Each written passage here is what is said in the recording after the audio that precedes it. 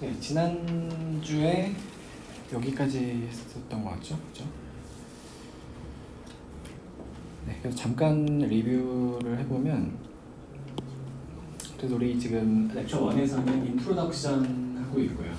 인트로덕션이고, 이제 소프트웨어 분석 기법에 이제 크게 세 가지가 있다고 했어요. 콘크리트한 실제 입력을 가지고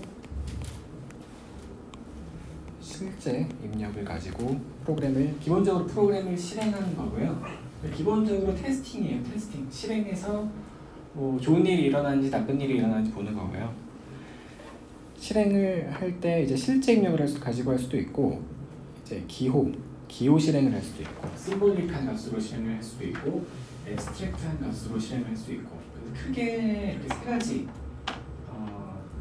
어프로치로 나뉘어집니다. 혹은 그 얘네들의 콤비네이션. 그래서 우리 지난 시간에 먼저 콘크리트 엑스큐션에 대해서 먼저 봤었고요. 저 대표적으로 랜덤 테스팅, 퍼징이라는 게 있고, 오늘 좀 더 자세히 볼 거고요. 퍼징. 그래서 콘크리트 엑스큐션이 이제 우리가 여러분들이 익숙한 테스팅이죠, 사실.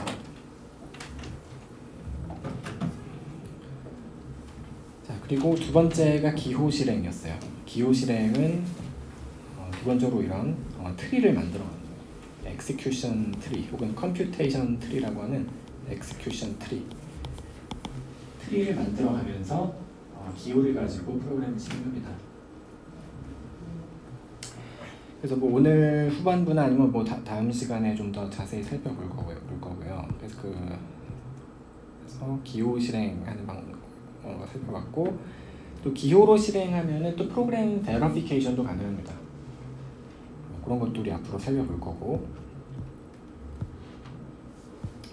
자, 그래서 세 번째 어프로치가 앱스트랙, 어떻게 보면 가장 좀 추상적인 어프로치예요. 앱스트랙 엑스큐션인데, 비유를 하자면은 앱스트랙 인풋으로 실행을 한다. 무슨 말이냐면 추상적인 입력으로 실행한다. 이거 말이 좀 이상한 것 같고, 요약된 입력으로 실행한다. 이것도 뭐 아주 잘 와닿는 것 같진 않지만, 앱스트랙션이 된 입력으로 실행을 한다는 거예요.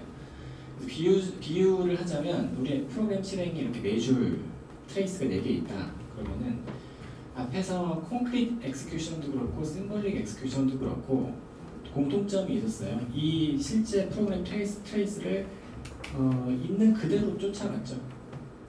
있는 그대로 기본적으로 쫓아갔습니다.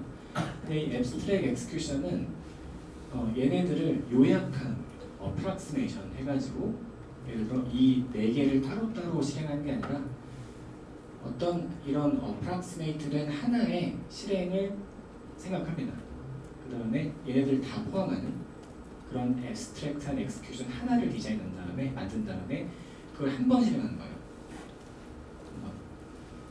그래서 프로그램의 실행이 무한히 많이 있어도 기본적으로 한 번만 실행하면, 무한히 많아도 한 번만 실행하면 모든 프로그램의 비헤이비어가 다 캡처가 되는 어프로치입니다. 이런 방식을 전통적으로 우리가 스태틱 어널리시스라고 부르기도 하는데, 참고로 그렇습니다. 자, 그래서 앱스트랙 엑스큐션, 스태틱 어널리시스, 앱스트랙 인터프리테이션 다 같은 말인데, 앱스트랙 인터프리테이션의 기본적인 아이디어는 뭐 이런 거예요. 예를 들어서 프로그램이 뭐 이렇게 생겼다, 뭐 변수도 없고 그냥 숫자들의 곱셈, 덧셈, 뭐 이런 익스프레션을 생각해 볼게요. 자, 이 익스프레션 값이 얼마죠? 실행해 보면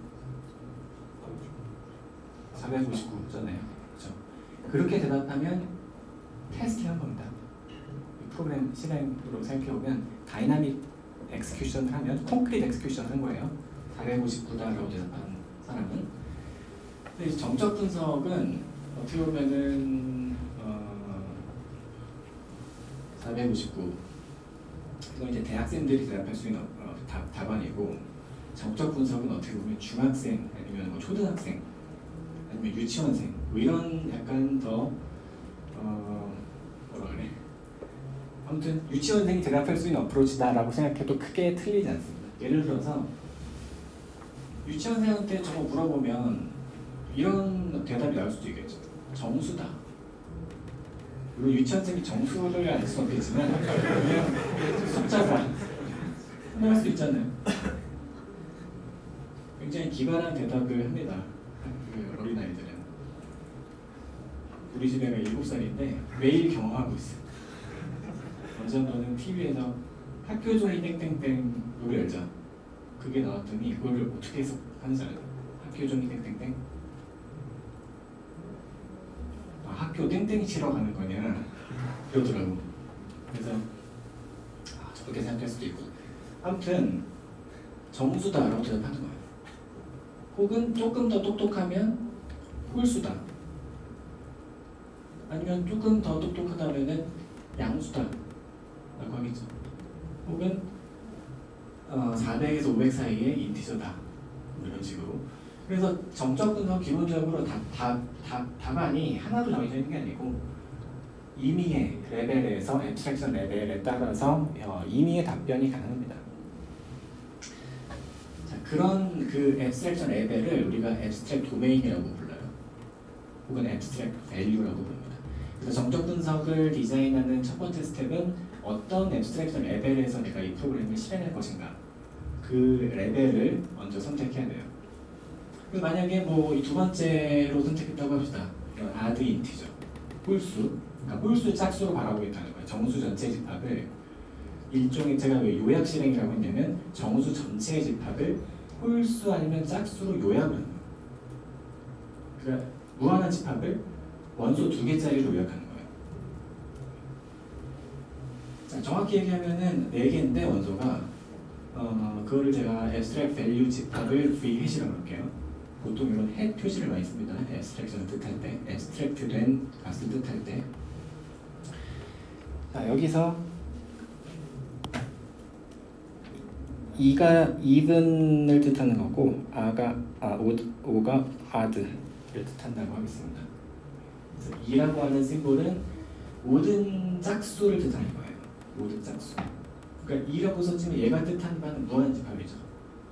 그리고 5는 전체 홀수들의 집합을 뜻하는 심볼이라고 할게요. 자, 그리고 이 앱스트랙션을 하다 보면은 항상 이런 탑이라고 부르는 그 탑, 바텀이라고 있는데 탑, 바텀이라는 스페셜 밸류들이 존재합니다.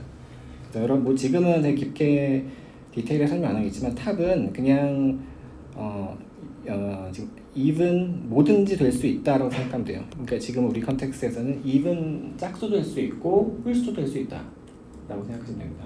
그러니까 모든 걸 뜻하는 원소예요. 바텀은 에러를 뜻합니다. 바텀은 좀 나중에 설명할게요. 바텀이라고 하는 건 등장하면 안 되는 원소인데 기본적으로 실행할 때 정상적인 프로그램 실행에서는 바텀이라는 게 등장하면 안 되는 거예요. 자, 그래서 이 4가지 값으로 우리가 정수의 정수 전체 집합을 이 4가지 값으로 이제 요약을 한 그런 abstract value, abstract domain을 생각을 할 건데, 그게 이제 첫 번째 스텝이고, 눈높이를 정합니다. abstraction 레벨을 정하고, 그 다음에 프로그램 실행을 우리 지금 방금 정한 이 눈높이에서 새로 디파인하는 거예요. 그러니까 예를 들어서 지금 우리 프로그램에는 곱셈, 덧셈밖에 없기 때문에 곱셈, 덧셈을 지금 정수에 대한 곱셈, 덧셈이잖아요. 원래 실행은. 그게 아니고 이 abstract value에서의 곱셈, 덧셈으로 생각을 해줍니다. 자, 그렇게 되면 이 4가지가 있으니까 4 곱하기 4 테이블을 쳐주면 되겠죠. 자, 일단 뭐 채워봅시다. 탑이라고 하는 거는 임의의 정수니까 이게 곱하기가 들어오면은 임의의 정수 곱하기 임의의 정수는 우리가 탑이라고 할 수밖에 없겠죠. 자, 탑이랑 even을 곱하면 이건 정확히 모르지만 어쨌든 최소한 지금 짝수란 정보가 있기 때문에 뭐가 와도 even이겠죠. add는 뭐라고 어떻게 얘기할 수 없겠죠. 탑입니다. 바텀이 인발브 되면 이건 에러 스테이트이기 때문에 바텀이 인발브 되면 그냥 바텀이다. 그냥 그렇게 외우시면 돼요. 일단은. 그리고 even 곱하기 탑은 even 곱하기 even은 even 곱하기 odd는 even involve는 다 even이고 odd 탑은 탑이고 탑 이런 식으로. 그래서 abstract 오퍼레이터를 정의합니다. abstract 오퍼레이터.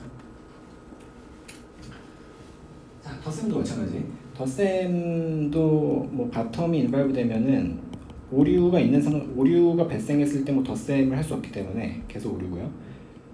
덧셈에 대해서는 뭐 even이고 odd고 다 탑이 될 거고요. 그리고 even 더하기 even은 even일 거고 even 더하기 odd는 odd일 거고 odd 더하기 odd는 even일 거고 이렇게 하는 게 우리가 가장 정확하게 하는 거겠죠. 이 세계에서 이 눈높이를 가진 유치원생 입장에서는 이렇게 하는 게 저 프로그램을 가장 정확하게 진행하는 거죠. 네. 오드랑 오드 곱하면 어떻게 해야 되지? 아드 곱하기 아드는 아드인가요 항상? 네, 훨씬. 그러네. 네. 네. 네. 좋은 지적입니다. 근데 뭐 상관은 없어요 사실. 뭐 상관이 없다기보다 얘를 포함하는 것만 잘 적어주면 돼. 얘보다 뭐 나중에 얘기하겠지만 이게 이 abstract value의 특징은 순서가 있어요. 예를 들어 even이랑 odd는 서로 비교 불가능하죠. 얘네들은 incomparable한 애들이고 탑은 얘네들보다 위에 있는 애들이에요. 그러니까 탑이 even보다도 크고 odd보다도 큽니다. 바텀은 맨 아래에 있는 원소예요. 저런 식으로 콘크리트 밸류들은 저런 식의 오더를 가지진 않죠. 예를 들어 정수의 집합은 토탈 오더를 가지죠. 일직선이죠. 1이 2보다 작고 2가 3보다 작고 일직선이잖아요. 이런 식으로. 근데 일반적으로 abstract value는 이런 식으로 파셜 오더를 가져요. 부분 순서를 가져요. 일직선이 아니고 파셜 오더를 가져요. 파셜 오더가 조금 더 제너럴한 개념이겠죠. 자, 그래서 아까 뭐 당연히 아드 곱하기 아드라고 하는 게 당연히 좋은데 뭐 실수로 탑이라고 해도 사운드니스 관점에서는 문제였어요. 정확도가 좀 떨어지겠지만. 자, 그래서 첫 번째 abstract value 눈높이를 정하고 그 눈높이에서 프로그램을 해석하고 그 다음에 실행하는 거예요. 실행 규칙을 정의한 거고 실행합니다. 자, 그러면 이 프로그램을 이렇게 실행하는 게 아니라 얘 30은 even으로 abstraction을 하고 12도 even이고 11은 odd고 9는 odd고 그래서 곱하기는 even 곱하면 even이고 odd 곱하면 odd고 그래서 투통하면 odd고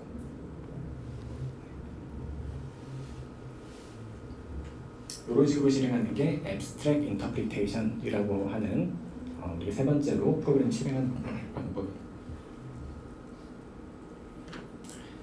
자, 정적 분석 뭐 나중에 뭐 더 자세히 얘기하겠지만 정적 분석은 기본적으로 우리가 이 테이블 만들 때 기본적으로 사운드니스를 염두에 두고 만들었어요.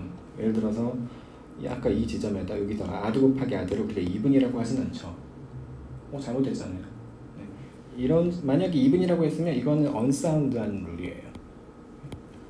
안전성이 깨지는 거야. 이런 식으로 분석을 하면은 우리가 모든 오류를 찾을 수 없어요. 엑스큐션 했을 때 오류를 놓친 경우가 생깁니다. 혹은 그리고 어째 안 좋은 일이 생겨요. 근데 이제 사운드하게 디자인을 하면은 이 결과가 이 콘크리트 엑스큐션의 결과를 항상 포섭을 한다는 게 개런티가 되겠죠. 그거를 우리가 정적 분석의 안전성, 사운드니스라고 얘기합니다.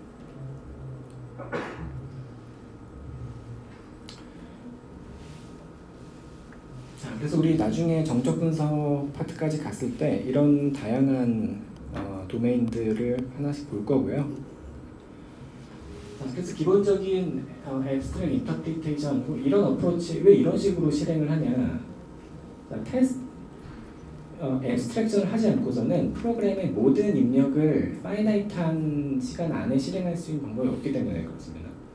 다시 얘기해서 프로그램 테스팅은 좋긴 한데 굉장히 이펙티브하긴 한데 커렉트니스를 증명할 수는 없어요. 일반적으로. 그러니까 예를 들어서 이런 간단한 프로그램만 봐도 지금 x를 입력으로 받아가지고 y가 x 곱하기 12 더하기 9 곱하기 11 해서 y가 짝수인지를 보는 겁니다. 자, 뭐 항상 뭐 얼핏 보면 짝수예요, 그죠? 항상. 근데 테스팅으로는 그 사실을 증명할 수는 없습니다. 이 어설트를. 물론 높은 확률로 항상 짝수구나 알 수 있지만 증명할 수는 없죠. 자, 그런 문제가 있어요. 테스팅은.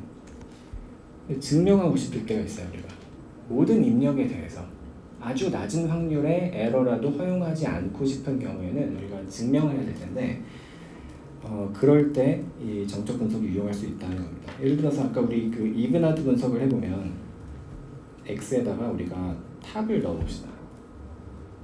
탑으로 실행시켜 볼게요. 이븐하드 도메인에. 그럼 x가 탑이죠. 아까 우리 규칙에 의하면 얘가 이제 이븐이니까 이븐이죠. 그럼 얘가 아드니까 이븐 더하기 아드는 아드예요.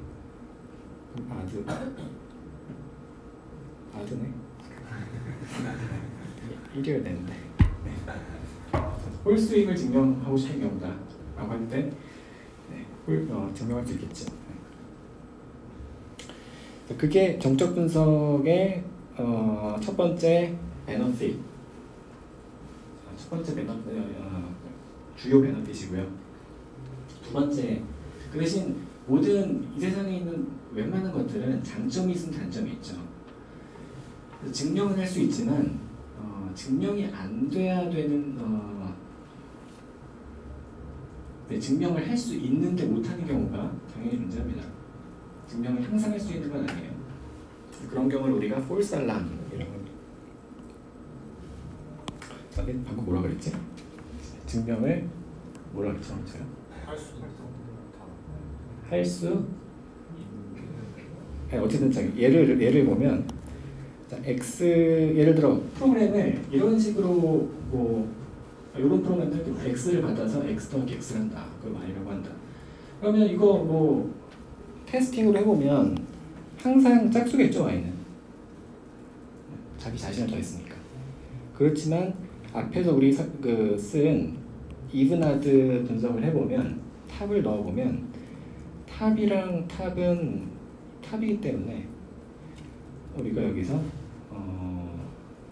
이븐이라고 증명을 할 수는 없겠죠. 물론 이 경우에 탑으로 하지 않고 이븐이랑 아드를 하나씩 넣어가지고 두 번 분석을 앱스트랙트 엑스큐션 두 번 하면 그러면 증명이 되긴 하죠. 이 프로그램 같은 경우에. 근데 어쨌든 항상 그럴 수 있는 건 아니기 때문에 우리가 어떤 앱스트랙션 레벨을 정해놓고 하는 거기 때문에 그 앱스트랙트 도메인으로 표현이 불가능하다. 예를 들어서 그런 경우에는 정교한 리즈닝을 할 수가 없게 되는 거예요. 본질적으로.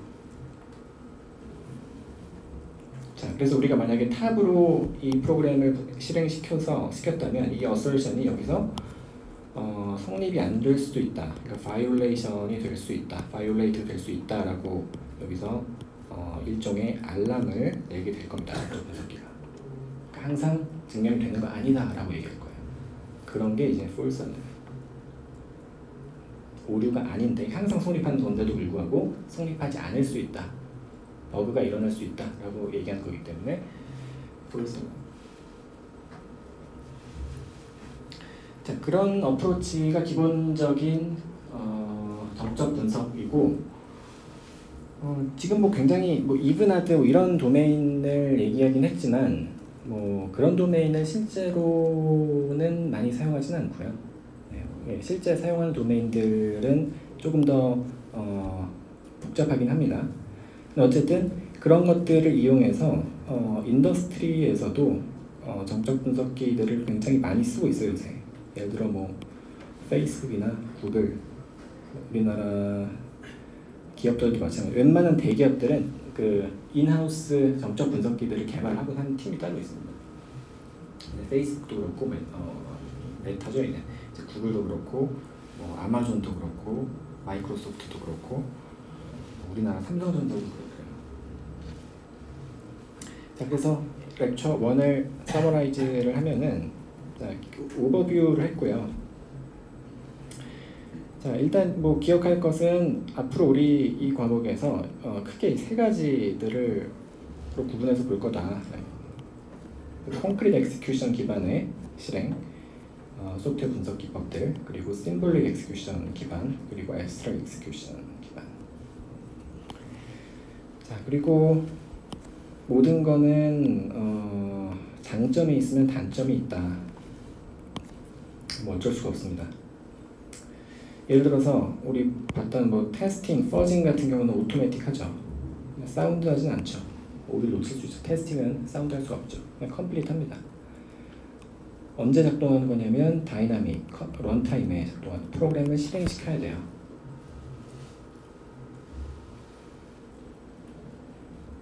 런타임에 작동하는. 그러니까 프로그램 분석, 소프트웨어 분석 기술들을 분류하는 여러 가지 기준들이 있어요. 저는 이렇게 지금 분류를 했지만 다이나믹 어프로치냐 스태틱 어프로치냐로 분류하는 경우도 흔한 분류입니다. 예를 들어 다이나믹 어프로치라고 하는 것은 프로그램을 직접 실행시키는 어프로치고, 스태틱은 컴파일 타임에 실행시키지 않고 실행하는 어프로치예요.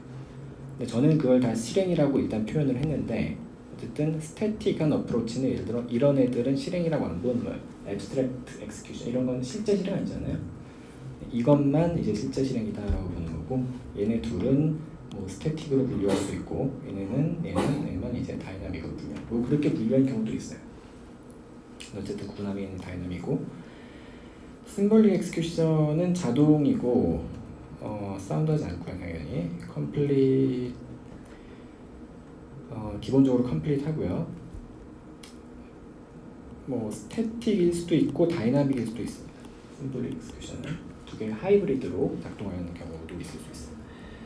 자, 정적 분석은 뭐 이름이 스태틱이니까 얘는 스태틱이고 컴플릿하지가 않습니다. 대신 기본적으로 사운드 할 수 있고 자동. 제가 이렇게 표시했지만 뭐 사실 정적 분석은 디자인하기 나름이에요. 정적 분석을 컴플릿하게 디자인하는 것 가능합니다. 사운드 인스폭이요. 근데 이제 주로 우리가 컨벤셔널하게 부를 때는 이런 어프로치를 택하기 때문에 이렇게 표시를 했던 거고요. 자, 그리고 프로그램 베러피케이션, 앞에서 심볼릭 베러피케이션이라고 했던 자동을 포기한 거죠. 얘는. 그리고 사운드하고 뭐 컴플릿하다고 할 수 있습니다. 여기 스태틱하게 컴파일 타임에 작동하는 거다.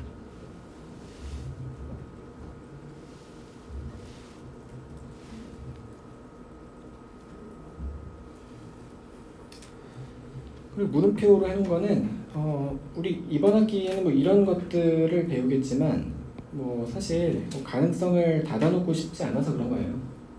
여러 가지 어프로치들이 있습니다. 예를 들어서 최근에는 뭐 그냥 딥러닝으로 하는 프로그램 분석 기법들도 나오고 있어요. 아예 기계학습으로 하는 이런 전통적인 프로그램 분석 기술을 가져간 경우도 있지만, 그래서 요새는 이 소프트웨어 분석이라는 의미가 굉장히 브로드하게 사용이 되고 있습니다. 네, 지금 여기까지.